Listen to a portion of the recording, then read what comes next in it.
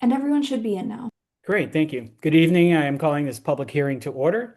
In accordance with the Massachusetts Wetlands Protection Act, MGLC 131, Section 40, and the Boston Wetlands Ordinance, Boston City Code Ordinances, Chapter 7-1.4, the Boston Conservation Commission will hold this virtual public hearing on January 28th, 2026, to review the following projects to determine what conditions, if any, the commission will impose in order to protect the interest of the public and private water supply, groundwater, prevention of pollution, flood control, prevention of storm damage, protection of fisheries and land containing shellfish, and protection of wildlife habitat. This evening's virtual hearings will be, our public hearings will be followed by our regular meeting. In accordance with Chapter 107 of the Acts of 2022, we are conducting this meeting online. To ensure public access to the deliberations of the Conservation Commission, the public may access this call through telephone and video conferencing. Additionally, the meeting is being recorded. If you do not wish to be recorded, please turn off your video.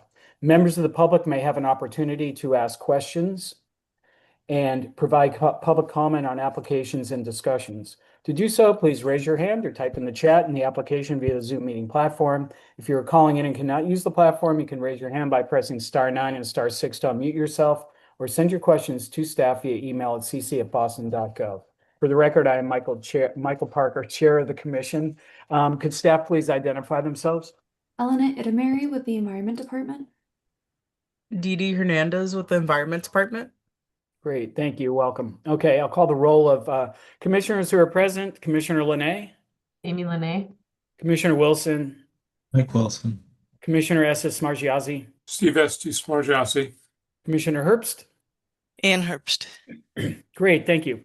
Okay, first item on the agenda tonight, notice of intent for DEP file number 006-2098 from TRC Environmental Corporation on behalf of the Massachusetts Bay Transportation Authority for the proposed extension of tracks 11 and 12 and construction of new full-length platform F, installation of a new stormwater system and associated infrastructure, upgrades at North Station on Causeway Street in the West End, resource areas, bordering land subject to flooding, inland bank, 25-foot riverfront area, 100-foot buffer to inland bank. Who's here on behalf of the proponent? Hi, good evening. This is Brian Cordero with MBTA. Great.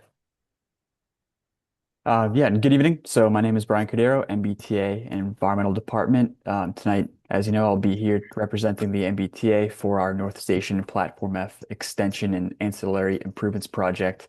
You can see by the branding or the logo here, this is one of several independent and separate projects that fall under sort of the larger Draw One bridge replacement program. So if we move over to introductions on the next slide, we're here in addition to myself with the MBTA project manager, Carl Ekstrom, as well as several members of the MBTA Environmental Affairs Department, who will be available to answer any questions the commission may have after the presentation. Additionally, MBTA's preliminary design consultants, STV and TRC, are also in attendance who will be giving the rest of tonight's presentation. Before I turn the presentation over to them, obviously I first want to thank the commission and the Boston Conservation Department for taking the time to collaborate and hear this project. So at this point, I'm going to turn the presentation over to Isabel from TRC. Thank you. Thank you. Thank you. Next slide, please. Okay, so as you can see from these maps, the proposed project is located on Causeway Street within the existing MBTA North Station parcel, with the current use as the North Station commuter train terminal. Next slide, please. So the proposed project will serve as a solution to a few problems that exist at the train terminal. These problems include the existing number of platforms do not meet the operational needs of the train terminal, tracks 11 and 12, as well as platform F are partially constructed and inaccessible. Upgrades are needed to the MBTA electrical equipment, and platform D and E block proposed new track configurations. So the proposed project aims to solve these issues by extending tracks 11 and 12 to connect to the rail network, constructing a new full-length platform F and a new stormwater system since the existing stormwater system is at capacity, upgrading the MBTA electrical equipment, and removing the ends of platforms D and E. Next slide. So here you can see an aerial and a site photo of the existing conditions on site. We've also provided some labels so you can see where the proposed new infrastructure will go. It extends into the MGH parking lot a bit in the bottom left-hand corner of the screen. Next slide. As excuse me, as previously mentioned, the site is within the existing MBTA right-of-way and is entirely impervious and paved. It is adjacent to the Charles River, so for resources, we have Inland Bank, which is completely bulkheaded. I have a photo to show later of that. The 100-foot buffer zone off of Inland Bank, the 25-foot riverfront area, as well as bordering land subject to flooding. Next slide, please. So here we have a color-coded site plan to show and break up the different aspects of the proposed project. The extension of tracks 11 and 12 is shown in yellow. The Platform F extension is shown in purple. The MBTA electrical infrastructure removal and relocation is shown in orange, and the proposed drainage system is shown in blue with the outfall to the north on the right-hand side of the screen. You can also see we have the resource areas color-coded as well. And this kind of shows a lot of the work is actually outside of resource areas, with the exception of the end of the tracks extension on the right, as well as a portion of the drainage system and the proposed outfall, as well as some of the MBTA electrical equipment removal and relocation. One thing I'll emphasize is that a majority of the track extension and the drainage system, as well as the proposed Platform F extension, are located outside of resource areas, in particular bordering land subject to flooding. Next slide, please. So the project results in a no net increase in impervious area. In fact, the addition of Platform F introduces pervious track ballast in place of the existing pavement, and improving stormwater infiltration potential compared to the existing conditions. Stormwater runoff from the proposed Platform F and track area will be collected through a series of roof, platform, and track area drains. The subcatchment boundary is shown in green on this plan on the screen. The stormwater will then flow through a treatment train of BMPs that has been designed to address potential pollutants. So overall, the project improves existing conditions by reducing peak runoff, eliminating direct discharge from portions of the existing paved parking area, and incorporating BMPs for treatment and pre-treatment. Next slide. I'm not going to go into this slide too much, but here we list the resource areas and the temporary impacts associated with them. We also describe what work is happening within each resource area as well. And this was in our NOI narrative too. Next slide. So the removal of the ends of platform D and E will create approximately 20,400 cubic feet of flood storage. You can see the two green boxes with that call out are what I'm talking about. The proposed ground elevation after the walkway platforms are removed will be below the base flood elevation of that area. One thing I will note is that there's actually no fill associated with the proposed project within the floodplain. The only fill associated with the proposed project is from the Platform F extension, which is located outside of the floodplain and kind of shown in white on your screen right now. Next slide. So next, I want to touch on the minimal temporary impacts to Inland Bank from the proposed stormwater outfall. As you can see in this photo, the Inland Bank is entirely bulkheaded, and the proposed outfall will be located under existing bridge infrastructure, approximately 275 feet west of the existing outfall.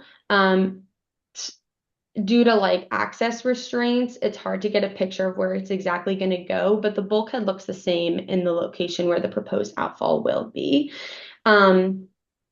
One thing I'll note is that the proposed outfall will be installed through the existing seawall in coordination with the Draw 1 bridge replacement project, and there will be a localized opening required for the pipe installation, which is where the 13 linear feet of temporary impacts comes from.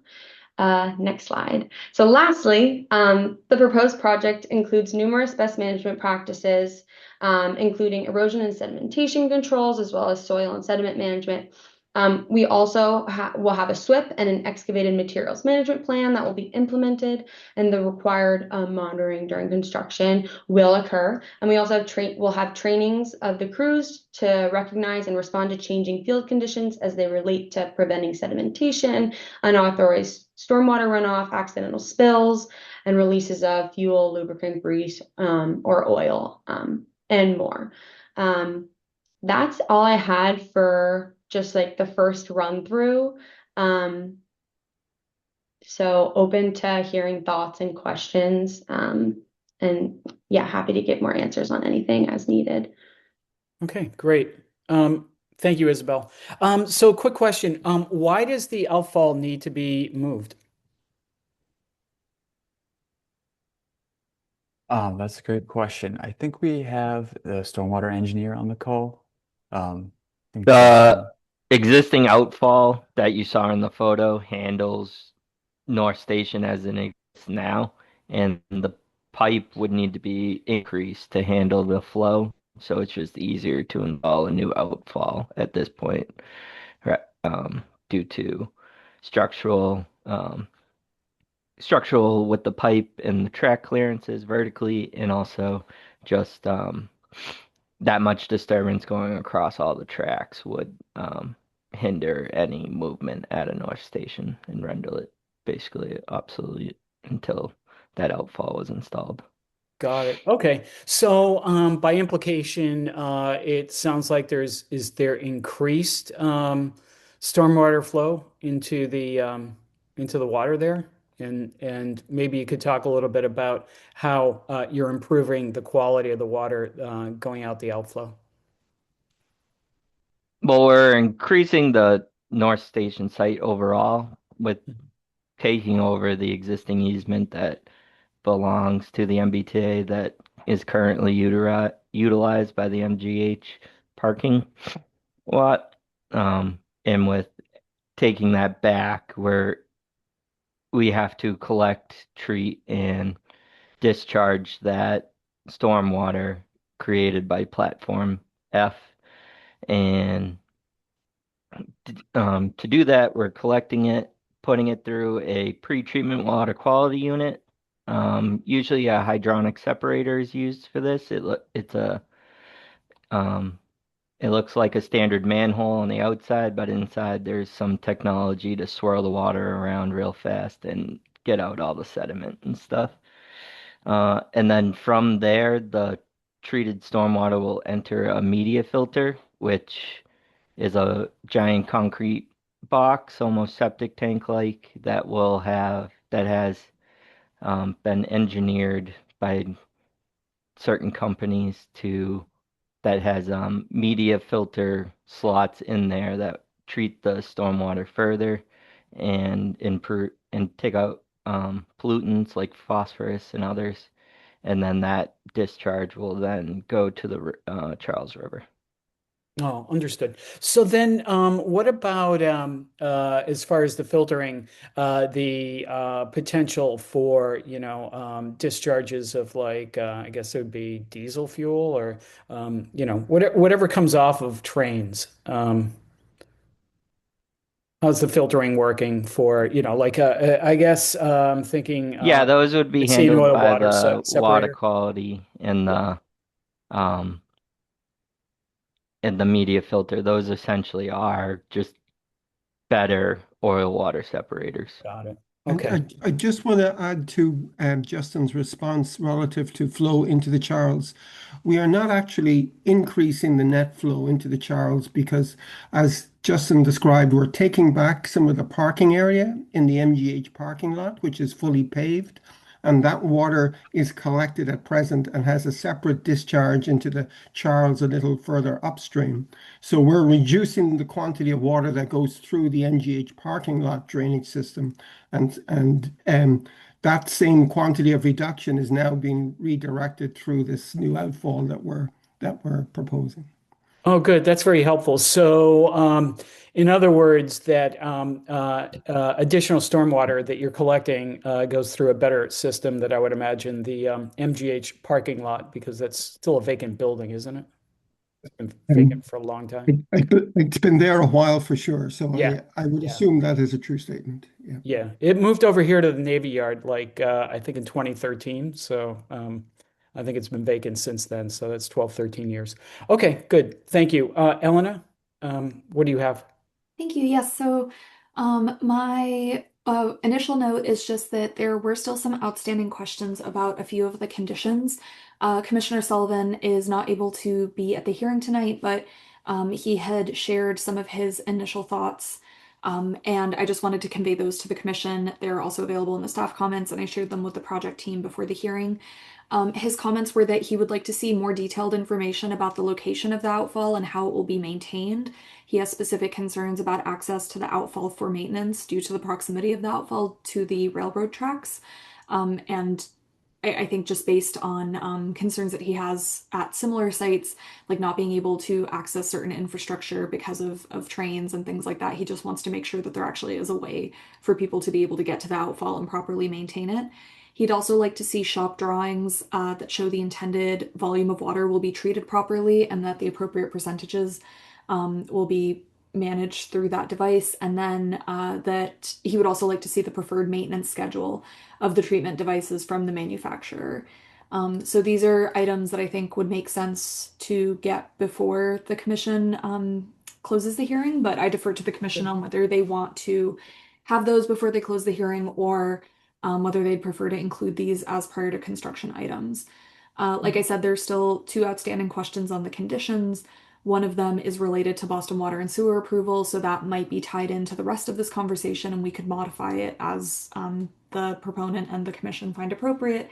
And the other is related to fish kills and stopping work if a fish kill were to happen in proximity of the project.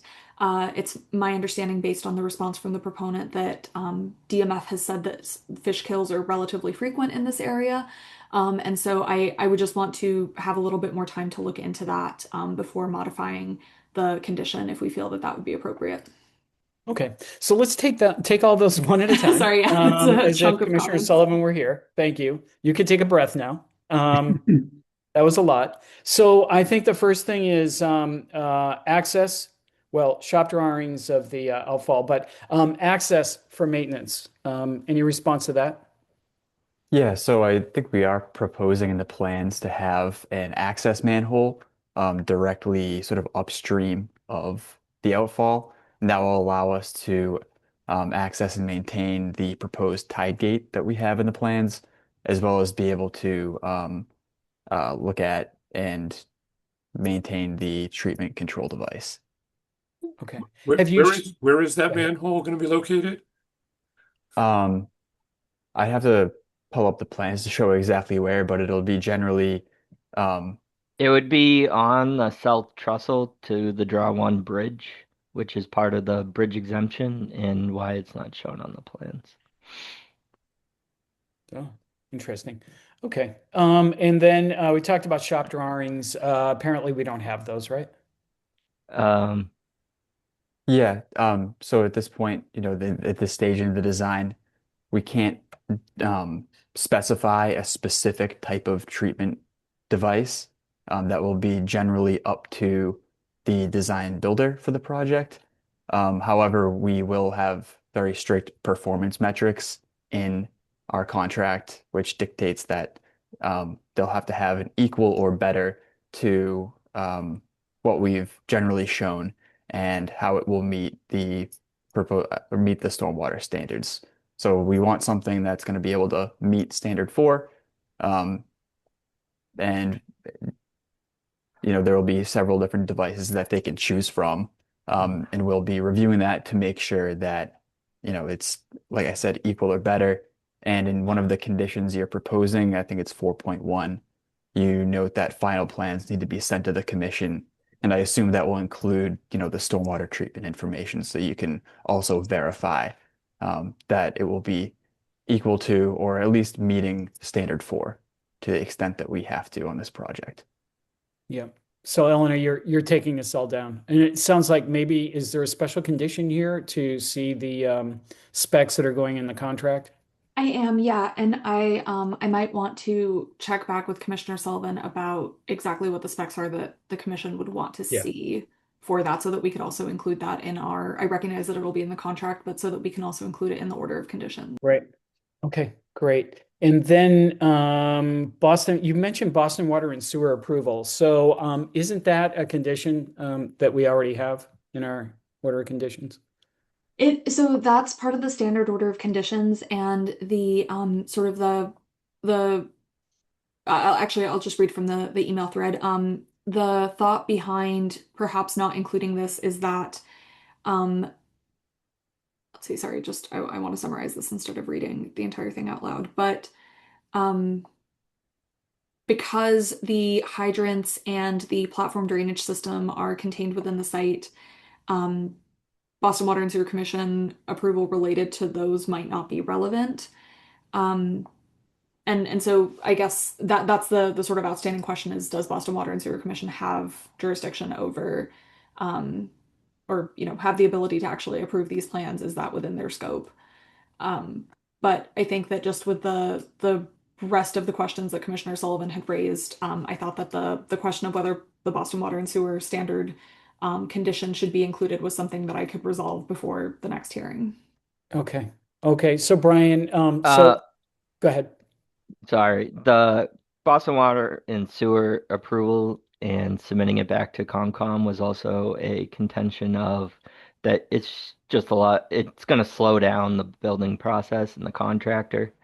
Um, and with the hydrants being outside of the borderland subject to flooding, and likely the only thing that Boston Water or Sewer will need to review, we just think it would simplify things and make less work to not have it included as part of a condition. Oh, it seems like you might be afraid of Commissioner Sullivan. It's sort of what I'm getting out of this. Okay. No, thank you for that. Okay. Eleanor, what about the fish kills? What was going on there? Yes, so that was so the other note on that is that the proponent shared that the MBTA was recently informed by DMF that fish kills are common in this area around the locks due to hypoxic conditions. And the concern is that the way that the condition is worded is that if at any time during the implementation of the project there is a fish kill or significant water quality problem, all site-related activities impacting the water must cease until the source of the problem is identified. So the thing that I was hoping to resolve on this is to reach out to DMF and see if they maybe have a recommendation. I have to admit that fish kills are not specifically my area of expertise, so I just wanted to see if there's a way that we could frame this where we would still be notified and like the appropriate investigation would be done to make sure that the fish kill is not a result of any work happening on the project site. But also recognizing that if this seems to be a common occurrence in this part of the Charles, like I guess how to sort of thread that needle to make sure that we're getting the information that we need from the project site if there are fish kills, while also not unnecessarily stopping work if this seems to be a relatively common occurrence. Yeah, it's a heavily industrial area. It's not surprising. Okay, let's go to the other commissioners. Commissioner Linay. Yeah, I had a question about the electrical equipment within the 25-foot riverfront area. Is that something that, I mean, I assume there's a pretty robust concrete pad for that. Is there any leeway to shifting that outside of the riverfront? It's a good question. Mark from STV, I think you're probably the most equipped to answer questions on the electrical equipment. Well, the space available is very limited at the site. I think we've laid it out for the purposes of maximum efficiency. If there's an ability, there is an electric substation. I would struggle to answer that question if we can move it back further. I would expect not, but I really couldn't say without us taking a closer look on that issue. It is signal equipment or power for signal equipment. So it is something that's already there today. We're just adjusting its location to do the bridge work. but because of its proximity to the boundaries, it was identified as a need to identify it for your review. I see. Okay. Carl, just thinking out loud a little bit, would it be accurate to say that if we did move the location of those pieces of equipment, would that create more like ground disturbance or earth disturbing activities within resource area because we would need to move the any sort of like underground cables or utilities associated with it? There's the potential of that, and as Mark said, we are space constrained down there, so we are trying to keep things as close to the railroad as we can. Because of Okay. Yeah. what is connected to that equipment is not simply a concrete pad. There's a lot of underground feeders and conduits and duct banks associated with it. So That makes sense. No, I think I missed that it was dealing with a lot of that existing conduit and duct banks and whatnot. So okay. And then I think the other question, so I similarly to Commissioner Sullivan, I was curious about the maintenance of the water quality structures. I think I did see an O&M manual in the NOI. And I just wanted to understand from the MBTA's perspective, kind of what their approach is to dealing with that type of maintenance. Is that something that's contracted out? Do you do that in-house and sort of the commitment to that maintenance in the coming years? Yeah, we do have dedicated stormwater staff that do manage contracts with, outside vendors that are equipped to, handle O&M or cleanouts of the treatment structures, and that is something we do our best to do on a regular basis and as needed. And we'll be able to provide a maintenance schedule for this specific treatment structure once we have, shop drawings, once we have final drawings for what that specific device will be. So that will come, I believe, is one of those future conditions. When we provide the specific treatment device, we can also provide the maintenance schedule for it. Great, thank you. Okay. Brian, I think your counsel has their hand up. Yes. I'm assuming that's your counsel. Chris? Thank you, Commissioner. No, I'm here on behalf of an abutter, so I'll lower my hand so you're not confused, but I will raise it at the Q&A portion. Yeah, when we get to the public. Okay, thank you.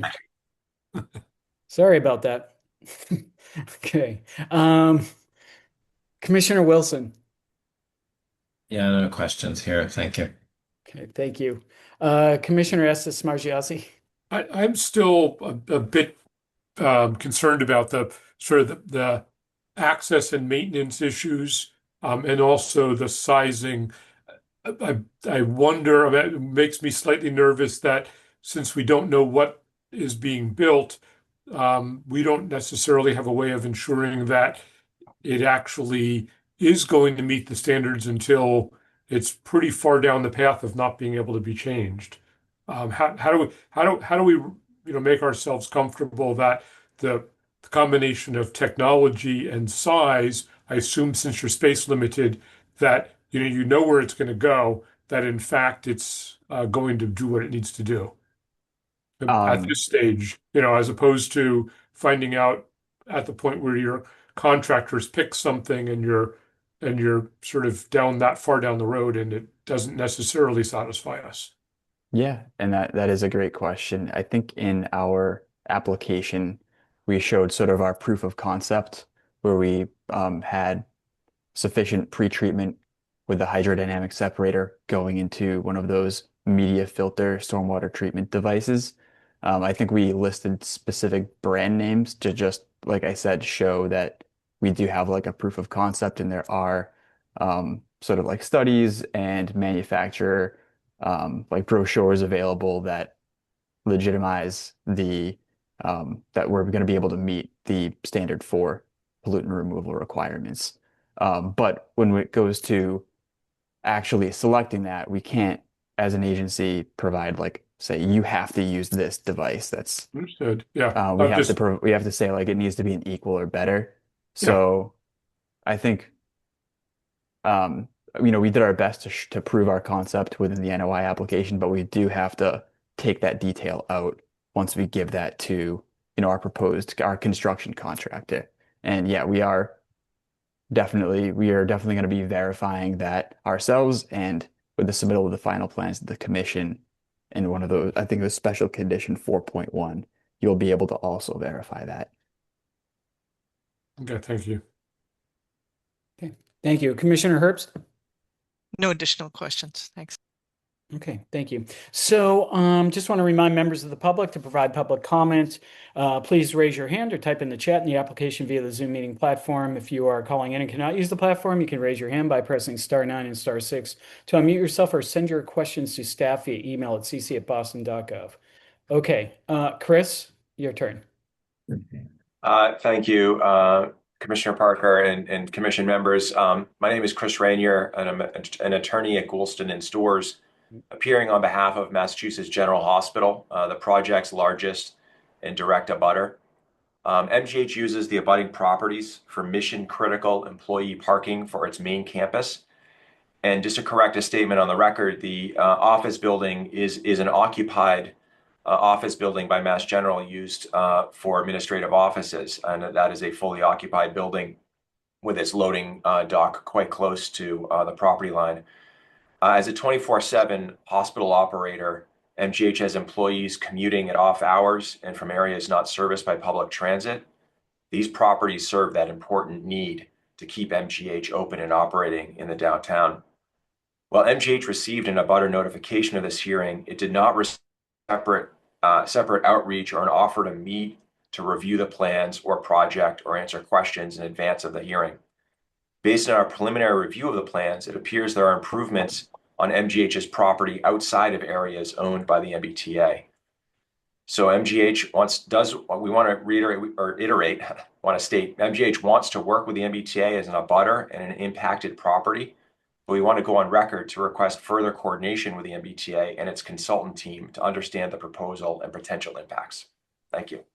Okay, thank you, Chris. So are you saying that some of the work would take place on MGH property?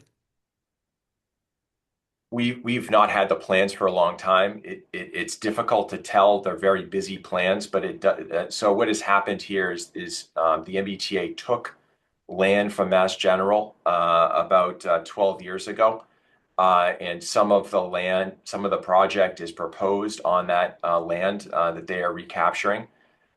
It appears that there may be some limits of work that are outside of that land that was previously taken from us. But we've had the plans for a very short time. As I said, the abutter notification went to Mass General's Office of General Counsel into a general mailbox that then had to get routed around. So we're running to catch the train here as they speak. Okay. Understood. Okay, Brian, so it looks like this is going to, I don't think that this is headed towards a continuance, I think. So that'd be 2 weeks. So Brian, as far as what Chris is saying about the potential working on an abutter's property, give you a chance to respond, or would you just rather consult with Chris or consult with MGH in the interim before we get back to this in a couple of weeks? Yeah, Commissioner Parker and Mr. Regnier.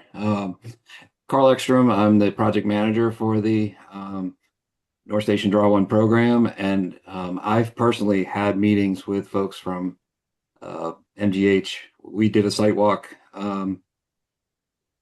less than 2 months ago to kind of go over easements and areas of potential impact outside of our property. And so there are ongoing letters. I just saw something in email traffic in the last week. So I'm not saying I disagree with him, but I'm just stating that the project has had communications outside of the abutter notification that was a requirement of the NOI. So there is ongoing real estate discussions and offers of impact to that side of the project. So okay. Okay, I appreciate that, Carl. And to be frank,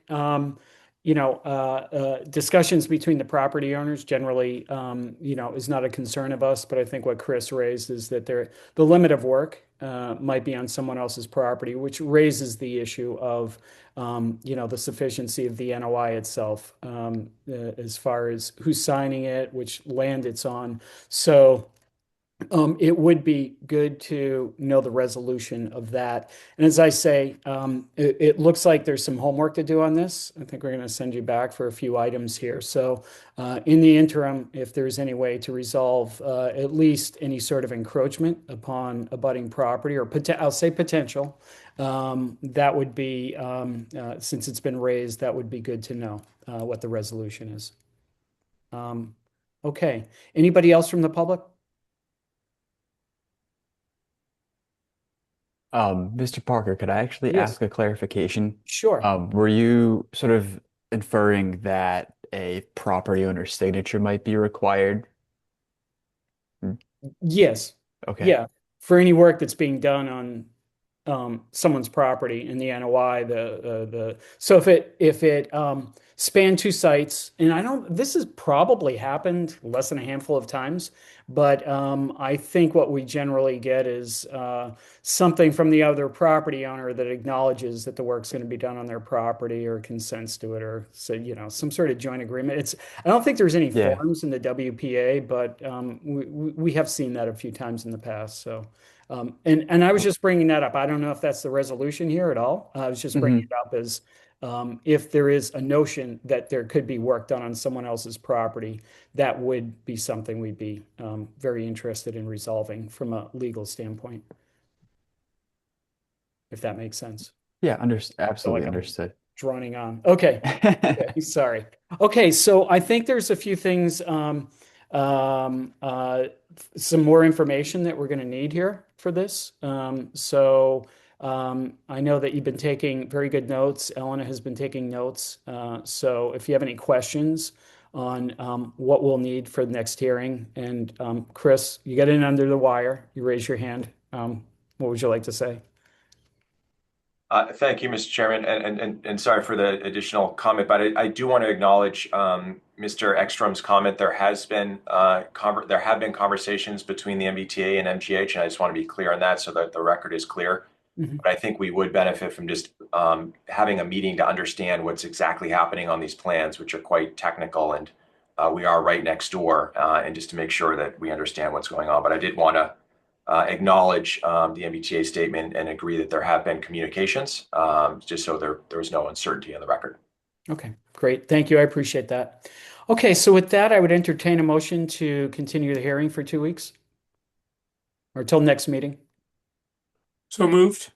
Do you have a second? Second. Second. Thank you. Commissioner Linay, Aye.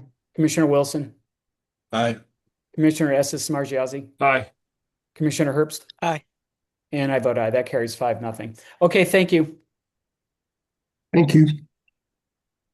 Okay, Thank you very next item much. on the agenda, notice of intent for DEP file number 006, 2099 from LAC Environmental Consultants, Inc. on behalf of the Massachusetts Port Authority for the proposed seawall repairs and construction of 11 shore power outlets supported by steel pilings along the existing wharf at Flynn Cruise Port, 1 Black Falcon Avenue, South Boston waterfront. Resource areas, designated port area, land under ocean, land containing shellfish, land subject to coastal storm flowage, coastal bank, and 100-foot buffer to coastal bank. Who's here on behalf of the proponent? Yes, thank you, Chair Parker and Commissioners. I'm Chris Bush, Senior Environmental Planner with Massport, here with Chet Myers, Massport's Deputy Director for Maritime, and our consultants, Mark Manganiello of LAC Environmental and Sean O'Rourke of WSP, to review the Flynn Cruise Port Shore Power and Seawall Repair Project. That shore power component will allow cruise ships to connect directly to landside electricity when berthing for their power needs. So that'll be a vast improvement instead of them running their onboard diesel auxiliary engines.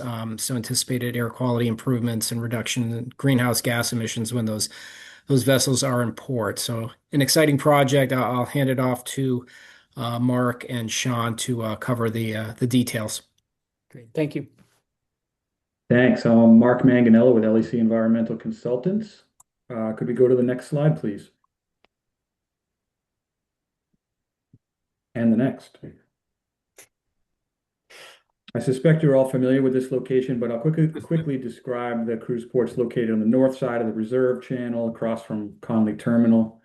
The cruise port property contains an approximately 1,700-foot-long cruise ship terminal building and approximately 2,000 linear feet of frontage on the shipping channel.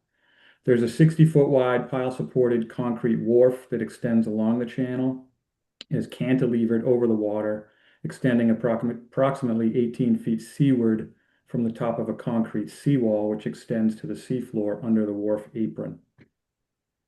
Water depths are approximately 40 feet. There's a timber rail and a series of bollards and fenders that are located along the wharf to accommodate the cruise ships. Next slide, please. This slide shows some of the timber rails, the bollards. It gives you a feel for the concrete wharf in both directions. Next slide, please.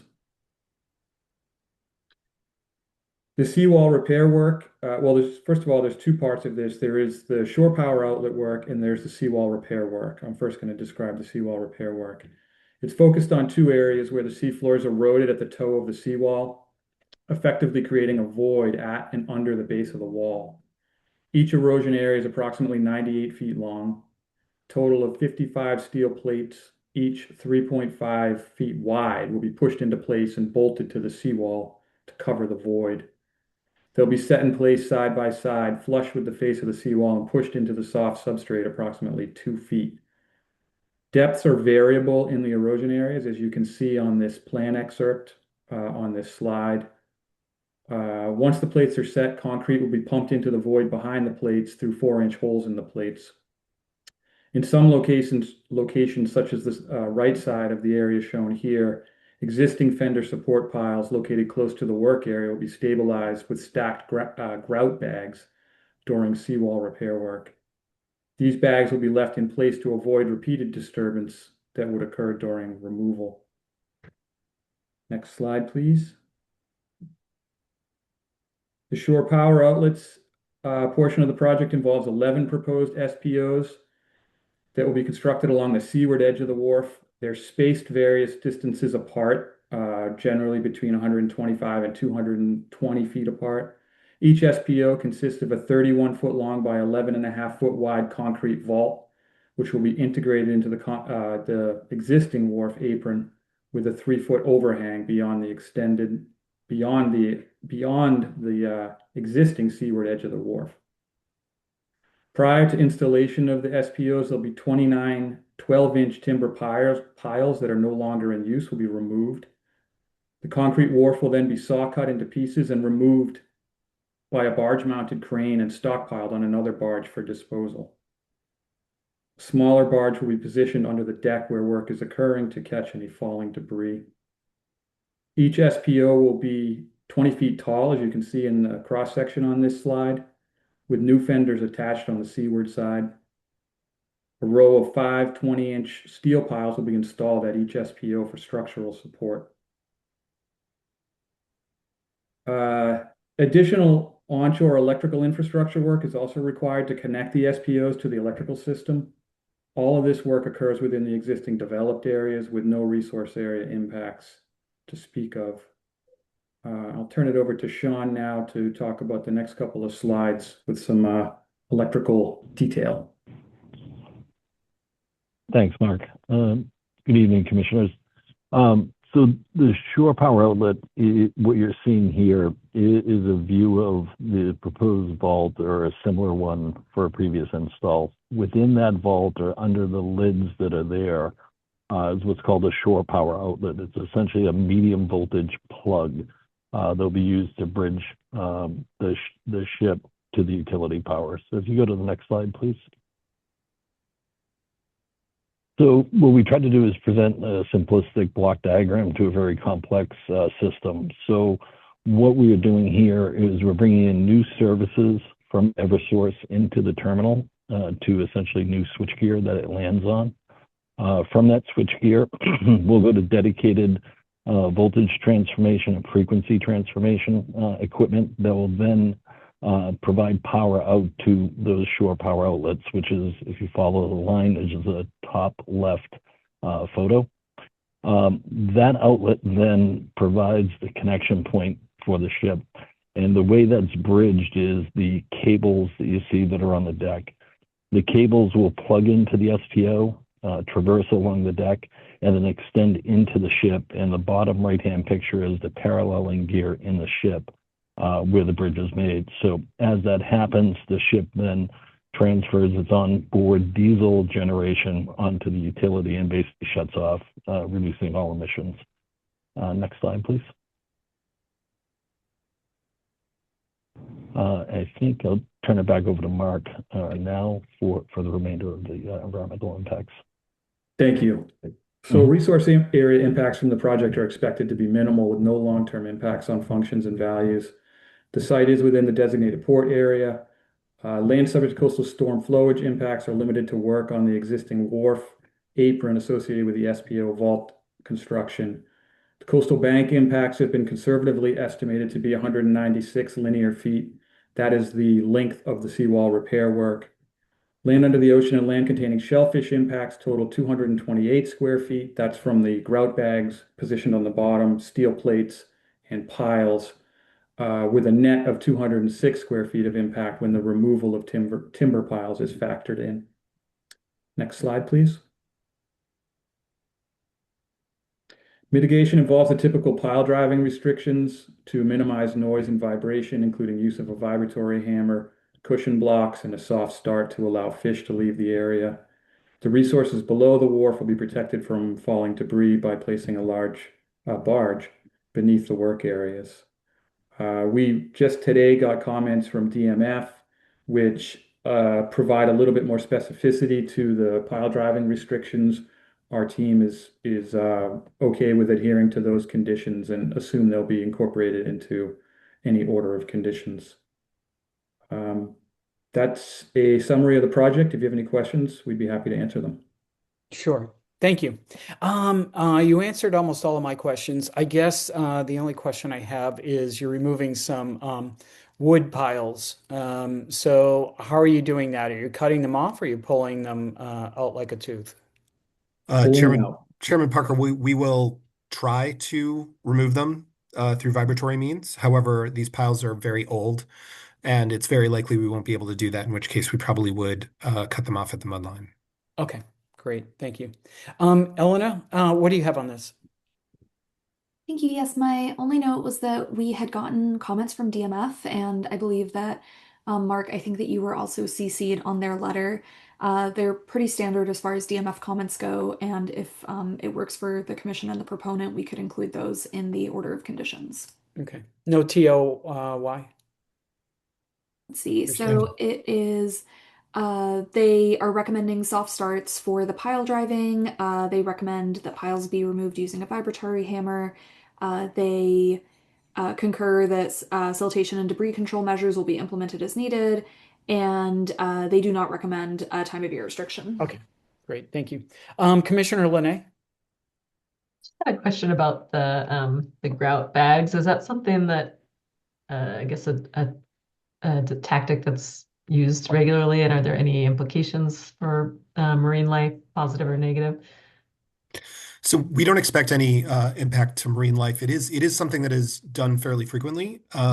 We need to create a good seal so that the concrete and grout that we pump in underneath the structure doesn't end up in the water column. Gotcha. All right, thank you. Okay, thank you. Commissioner Wilson?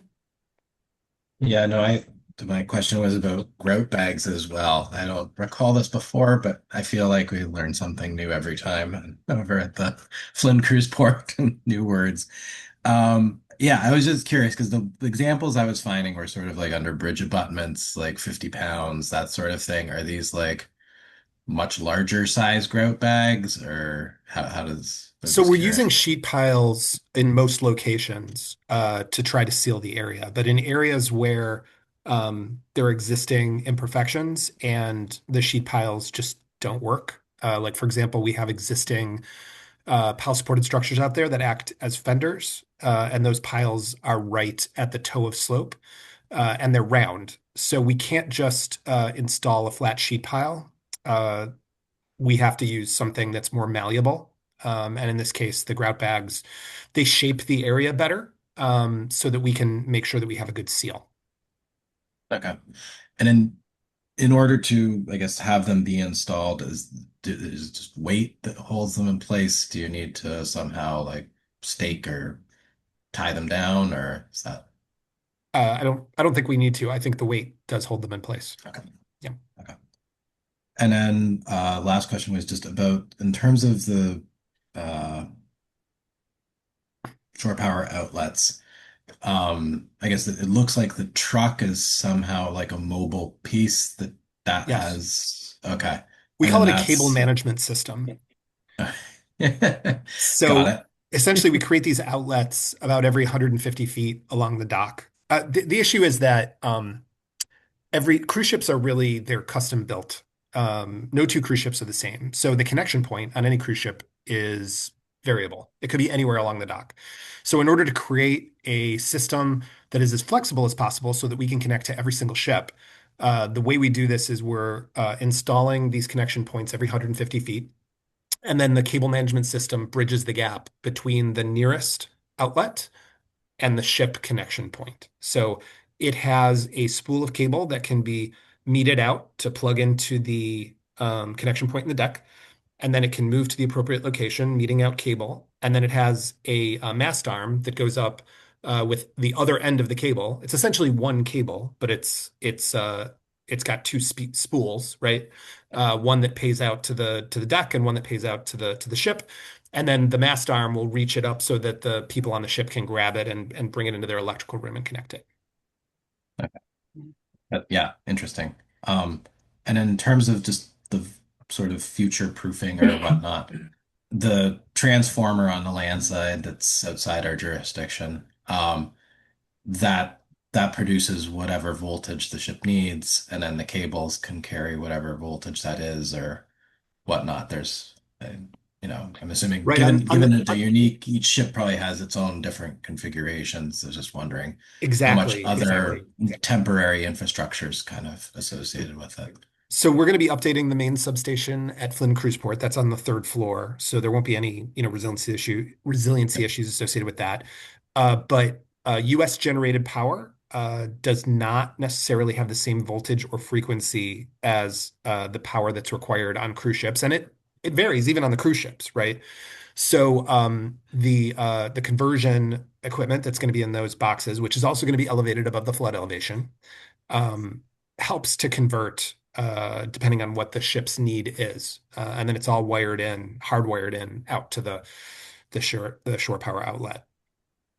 Okay, cool. Yeah, no, that sounds great. Learned a lot. Thank you. Great. Thank you. I just want to remind members of the public to provide public comment. Please raise your hand or type in the chat in the application via the Zoom meeting platform. If you are calling in and cannot use the platform, you can raise your hand by pressing *9 and *6 to unmute yourself, or send your questions to staff via email at cc@boston.gov. Commissioner Estes Margiazzi. I have nothing further. It was a good discussion. I'm pleased to see that we're going to be reducing the diesel use down at the port. Absolutely. Commissioner Herbst. Yeah, I think this is our night to learn about grout bags. I also have questions about it. I understand you're saying that you're leaving them because it would be, less disturbance than to take it out. But what's in a grout bag and what contains it? If it's staying there forever, what are the chances that it's not going to stay intact forever? So it's actually the same material that we're injecting behind the grout bags and the sheet piles. It's just that it's in a contained, more flexible package that we can fit into place so that when we do pump the rest of the grout in, it doesn't spew out into the water column. I guess but it's the same materials. But what's containing it, and if you're expecting to leave it there forever, how do we know that will stay contained? Will the grout bag deteriorate on the edge that's exposed to the water. Thank you. It is possible that it will degrade closer to the water, but we don't expect that to have a deleterious impact to the environment over time. We expect it to essentially commingle with the grout that we're pumping in behind the sheet piles, and to create sort of a solid wall of material over time. So your application made it sound like the reason to leave it was just because it would be disturbing, but you're making it sound like it's serving a purpose, that it's actually holding things in place, or what, what the rest of the grout is doing. Well, it can act as a unified grout structure. I think if we could theoretically pull it out, but we would have to make sure that it stayed in long enough that all the grout behind it set appropriately. But we don't think that there would be a significant deleterious impact if we left it in place either. What's the bag made out of? I guess that's the last question. It's a good question. Sean, do you know what the bags are made out of? Sorry, just get off mute. I do not, Chet.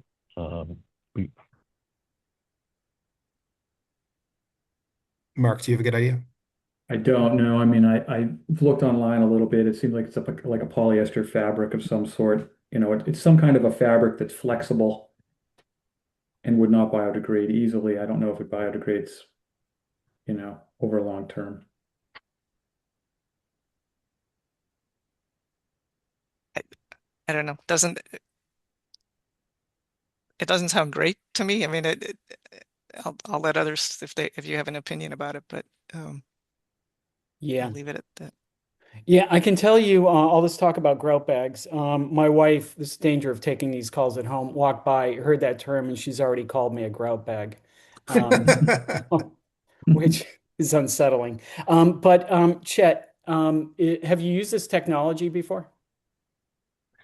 Yeah, in fact, it's actually pretty common to use grout bags to stabilize sheet pile walls that are older and have holes. And typically what you would do is you would insert the bag behind the wall, and then you'd pump grout into the bag and then leave the bag in place with the grout. So we're using it slightly differently in this context, but it actually is pretty conventional to leave them in place. And for most marine uses, when you would use grout bags, you would use them for a rehabilitative measure, similar to how we're using them here, although slightly differently, admittedly. But more often than not, they are left in place. Interesting. Commissioner Herbst, how does that make you feel? Well, can you get by without the grout bags? I'm sorry, Commissioner Parker, were you asking me that? Yeah, I was asking you that. Yeah. I mean, they're necessary to ensure that we can install the grout without having a significant environmental impact. Like we need to secure the area to make sure that we can inject the grout underneath the gravity wall to make sure that there's no void under there in the future. Oh, so okay. So you can't remove them. So I don't know. I'm not positive if Mark or Sean discussed this in detail, but the gravity wall in question that serves the cruise port was built in the 1950s. And it wasn't built for cruise ships, and the cruise ships they have bow and stern thrusters, and they're sort of eating away at the material underneath the tow, and it's exposing these H piles that go all the way down to bedrock that support this gigantic gravity wall.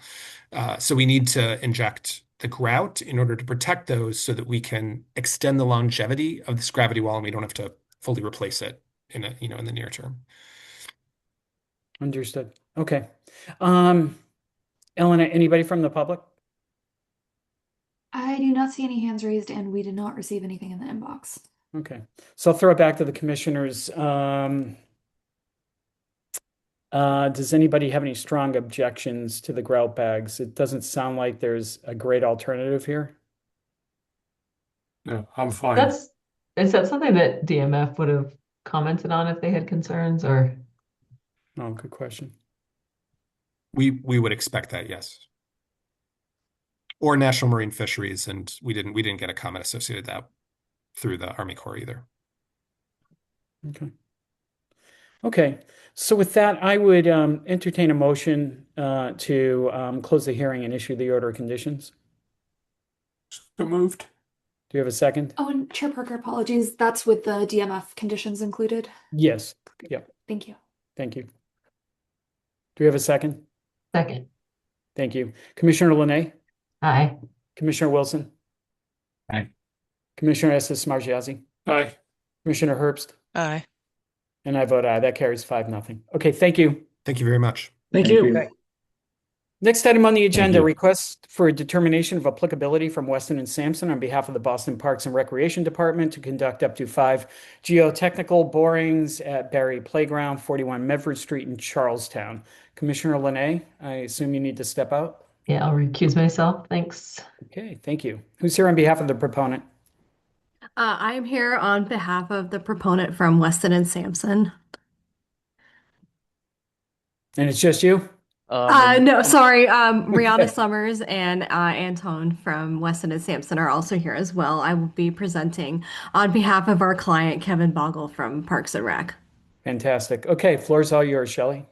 Okay, great. Yeah, thank you all for being here and thank you for listening to me. You can go ahead to the next slide. I'm here for a request for determination of applicability for geotechnical borings at Barry Playground. So the project team, like I said, our client is Kevin Boggle from Parks and Rec. Also on the call, we have Antone and Rihanna. Our project manager, Reagan, was unable to make it, but we hope that the three of us can answer any questions you might have about this. So if you can, next slide, please. So here's just an overview of Barry Playground. Is located in the northeast corner of Charlestown along the Little Mystic Channel.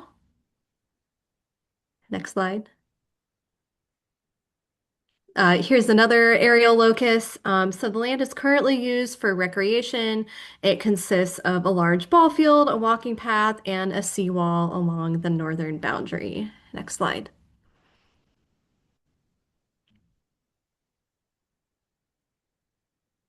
So our proposed scope, this is just an exploratory project at this point. So we want to see the soil composition and look at the bedrock layer to inform future site improvements. So we are proposing 5 borings, approximately 8 inches in diameter. This picture on the right here is from a recent geotechnical boring project at nearby Ryan Playground. So just for some background, 2 of the borings we're proposing are going to be located within land subject to coastal storm flowage. 2 of the borings will be located within the 25-foot waterfront area, and 4 of the borings will be located within the 100-foot buffer zone to coastal bank. So I can show you those more on our plans coming up. Additionally, we will have a temporary monitoring well as boring B4. I'll show you on the plans that'll be installed. And it will be removed before future construction, but we're going to leave it in place and put 2-inch PVC pipe surrounded by sand just so we can monitor long-term conditions and help further inform future site improvements. So next slide, please. So just going into it a little bit more, construction is expected to take about 4 days. Sorry, excuse me. We are going to place sediment and erosion control devices that are compost filter tubes and silt sacks. So those will be placed down gradient of most work areas. We do show those on the plans as well. And any equipment will be stored outside the 100-foot buffer zone to coastal bank if the hole is not completed that day. Next slide, please. Okay, so here's our plans. Just some things I want to highlight. The land subject to coastal storm flowage line is quite wacky on here. So this differs from the FEMA map that I'm going to show you on the next page, but our surveyors came out and found that the FEMA line, which showed a base flood elevation of 11 feet, was actually present on the interior of the site. So just to be conservative, that's why we added the other layer of LSCSF. Let's see, the B4 monitoring well up in the top right-hand corner, the match line, just because the site is a little angled, so that's the additional monitoring well, site B5. The black dotted line is our erosion control, and I think that's all I wanted to point out here. Next slide. So here's our wetland resources map. So we delineated a coastal beach on the site instead of land under ocean based on elevation data and aerial imagery. We delineated the coastal bank on site and matched that to the LSCSF line based on elevation. And then we added the 2 buffer lines. And next slide, please. And then here's just another figure of that land subject to coastal storm flowage that we delineated based on elevation data at the site. And again, that was just to be conservative in our approach. So next slide, please. Okay, here's the FEMA flood map. So like I said, FEMA is quite minimal on the site. So again, we're just trying to be conservative and added that extra line. So next slide, please. So going over our impacts. So for these calculations, we used a conservative boring diameter of 12 inches. We have no anticipated temporary or permanent impacts to coastal bank. All of our impacts will be temporary, even the monitoring well that will be filled in before future site improvements. Next slide. So we do recognize that coastal bank is present on the site. However, no impacts, permanent or temporary, are anticipated. Let's see, all the wells will be filled in before future construction. 4 of the 5 borings will be filled immediately after completion, and the 5th boring, as the monitoring well, will be filled in before future site construction. So no anticipated loss of flood storage, flood resilience, or ability of the area to receive, hold, and laterally spread floodwaters will occur in land subject to coastal storm flowage. So next slide, please. Oh, okay. I guess that's it. The project team is happy to take any questions now, and thank you for listening. Great. Thank you very much. Just a quick comment on the beach that you delineated. Townies here in Charlestown call that the Oilies beach. They used to swim there, and I can only imagine what they meant by oilies, given conditions back then. And also, very excited to see the final plans on this when you get to the NOI. This is a playground that is heavily used, and it is in degraded condition, and it's by the new BHA renovations that are happening over there at the BHA property. So this will be a very welcome addition. I don't have any questions on the project itself. Eleanor, what do you have on this? No, we didn't have any questions either. We conducted a site visit and there are some photos in the drive folder for the commission's review. Great, thank you. Commissioner Wilson? Yeah, no questions here either. Thank you. Commissioner Estes Margiazzi? No questions. Commissioner Herbst?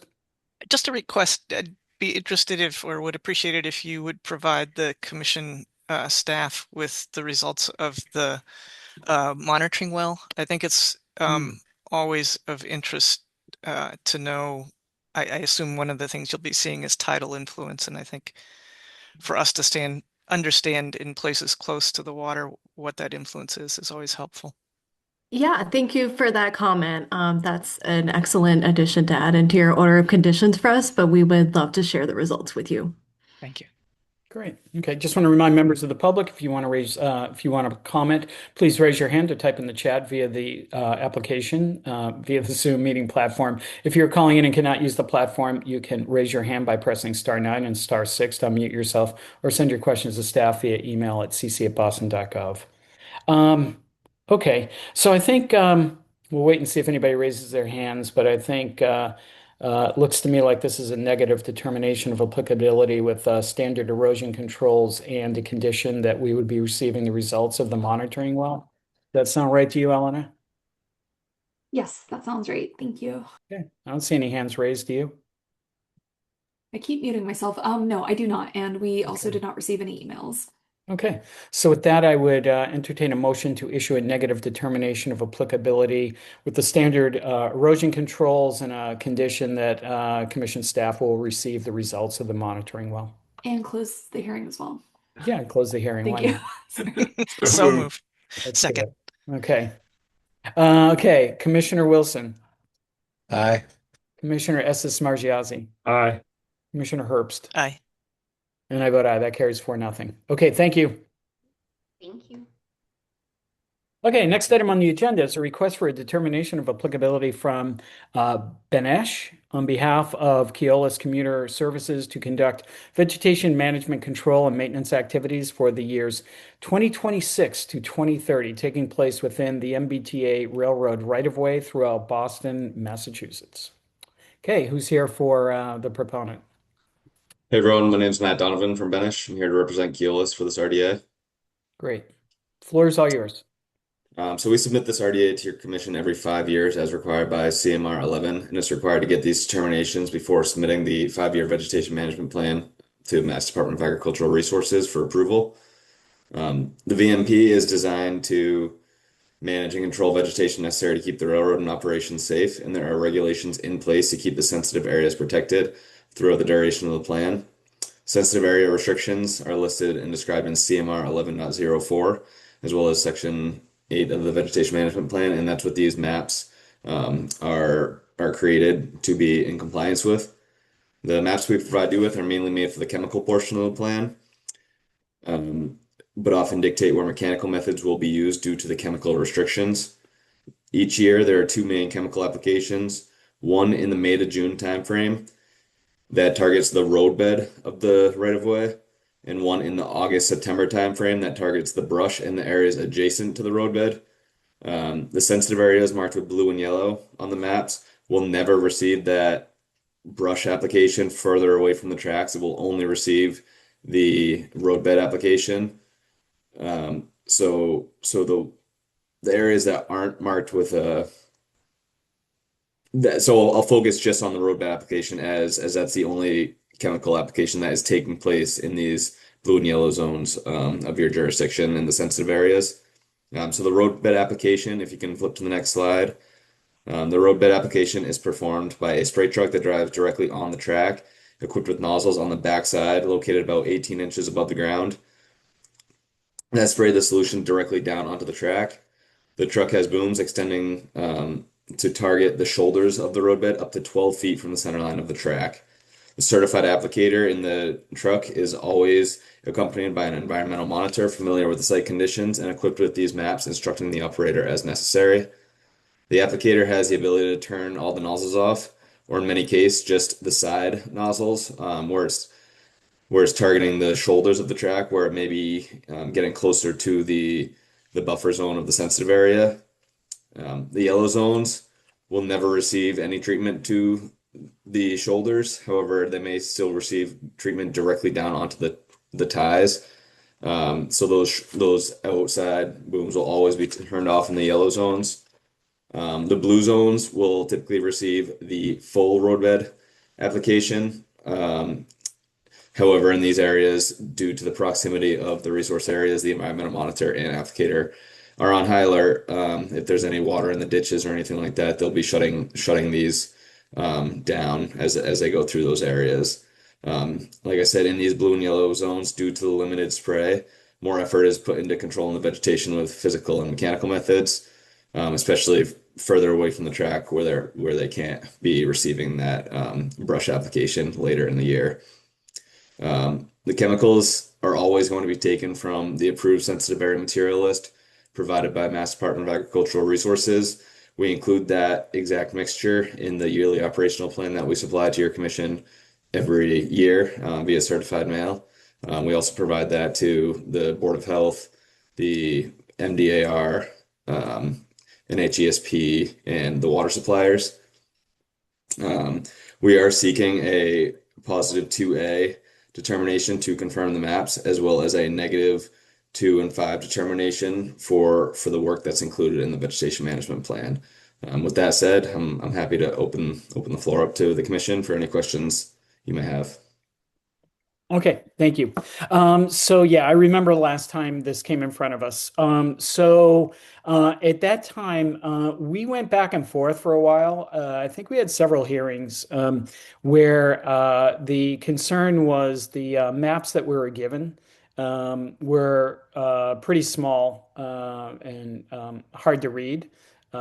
Even the ones that were submitted to staff, it wasn't, a PowerPoint presentation issue. So, Elena, I don't know if you have all that background, but as far as the plans that were submitted with this, were they legible? Were they helpful enough for you to understand what's going on here? Because I have to say I didn't review them. It's hard to review them, online here. Of course, yeah. So it's I guess for full transparency, we received this filing a while ago. We've been going back and forth just to make sure that we have all of our questions answered. That was one of the initial questions, and we had gotten additional maps which were more detailed, and it made it easier to cross-reference. So based on my discussions with other conservation agents, with DEP, and with the records that we have on file, technically it's really up to the commission to sort of go through and make sure that the boundaries appear accurate. My understanding is that the burden is not on the applicant in this very specific type of RDA filing. And what we had decided to do was go through and basically use the more detailed maps, cross-reference that with the maps that the state has, with the maps that the Environment Department has. And I basically did like a virtual site walk through all of the maps that were submitted, and was sort of comparing that to what we have in our records, as well as what our understanding of the areas is based on the site visits that we do. And so based on all of that sort of additional review, we feel comfortable with not necessarily the delineations for the purposes of any other type of work, but for the purposes of this work. So that's why our recommendation would be to, if the commission chooses to issue a positive 2A, we should include the note saying wetland boundaries as shown on the approved maps are noted as accurate only as they apply to the work in the MDAR approved vegetation management plan. The determination is not binding for any other projects proposed by the applicant or other parties. So I guess that was a very long answer to your question, but the shorter answer is that I think based on the information that we have, we felt comfortable going ahead and bringing this to the commission for as an agenda item. Great. Thank you very much. Yeah, that's exactly what I was getting at. Okay. So the other thing, how are you feeling about the environmental monitor? I mean, it's one thing to say that there's an environmental monitor that's going to, step in and stop spraying when, let's say, when you see ponding and things of that nature. So I go back to the proponent. How effective is the environmental monitor as a form of oversight here? It's typically the same. So both the applicator and the environmental monitor are typically the same people in the last however many years. I know that this applicator has been doing this for over a decade, I believe. So they're very familiar with the area, and then the environmental monitor is also very familiar with these areas. So they are familiar with these areas that they're going out to be spraying. It's not their first time seeing these. They're very knowledgeable about these regulations in CMR 11 as far as the sensitive area restrictions of 11.04, and are able to identify these sensitive areas in the field. Okay, so it's reassuring. At first, I thought you were going to say that they're the same person, and so that made me a little nervous. And it sounds like they're not brothers. So the question I have for the I guess the accreditation of the environmental monitor, what sort of accreditation or credentials does the environmental monitor have? Are they they're not a licensed site professional, or maybe they are, but how does that work? How is one selected for that job? I guess. Yeah, that's included in our vegetation management plan and best management practices that right now it's in-house. Keolis has an environmental department. So there's the environmental monitor within Keolis environmental department. It has been in the past. It has been contracted, but the qualifications in the yearly operational plan state that the environmental monitor is knowledgeable of the vegetation management plan and yearly operational plan processes, regulations, and requirements, able to identify right-of-way markers and recognize sensitive area or restricted areas, and equipped with the right-of-way maps and other documents to support accurate monitoring during herbicide application activities. One other thing, I didn't say this in the presentation, but these tracks do have markings. So anywhere where there's a blue or yellow zone on the maps, there's going to be a blue or yellow placard on the tracks themselves. So you know where these areas are coming up, and it's right on the center of the tie. I think that's obviously important for the environmental monitor to see, but they're also looking out for the more unexpected sensitive areas because those markings are anticipated. Okay, thank you, because that was my next question. How do they know when they get to those areas? Right. Okay, so it's good to know that the environmental monitor is within Keolis's environmental department. So it is seemingly knowledgeable. Okay, Eleanor, we heard from you. I think Commissioner Linay. All of my questions were answered. Thanks. Great. Okay. Commissioner Wilson? Yeah, no questions here. Thanks. Okay, thank you. Commissioner Estes Margiazzi? I have no questions. Thank you. Okay. Commissioner Herbst?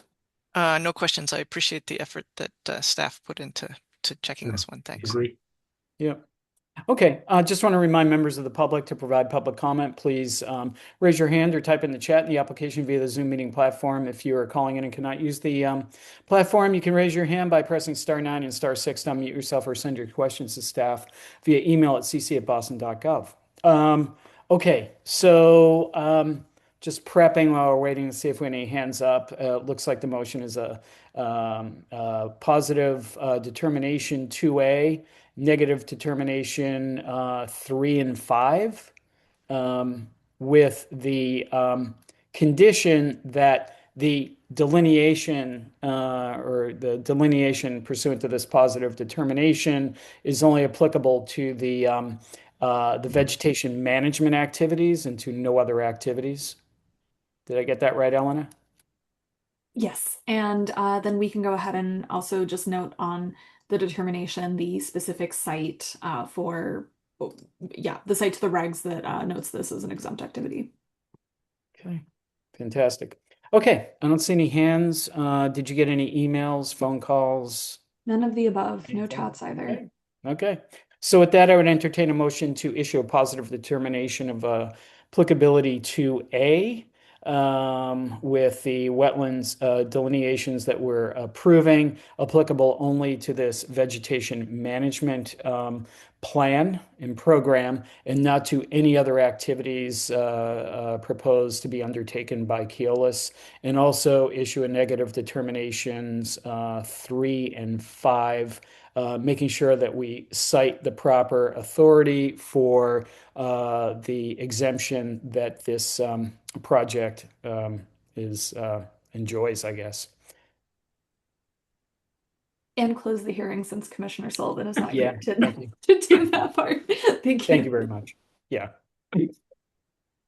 So we have moved. that motion. Thank you. Do we have a second? Second. Okay, thank you. Commissioner Linay? Aye. Commissioner Wilson? Aye. Commissioner Estes Margiazzi? Aye. Commissioner Herbst? Aye. And I vote aye. That carries 5-0. Okay, thank you. Thank you.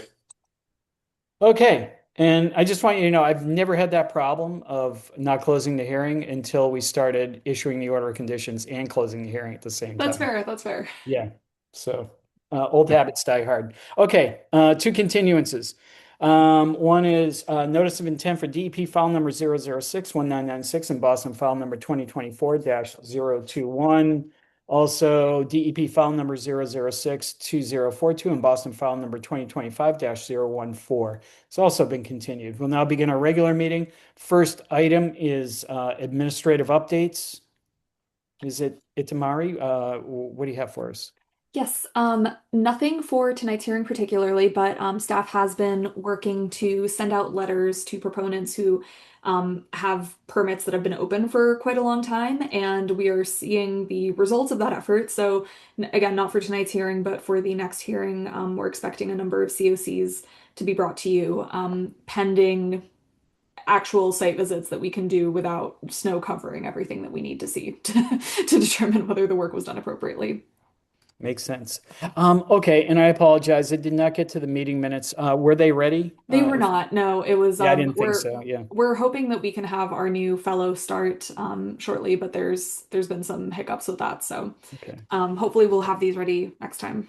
Yeah, I didn't see them on Sunday. So, okay, great. Okay, so with that, I think it's time to adjourn.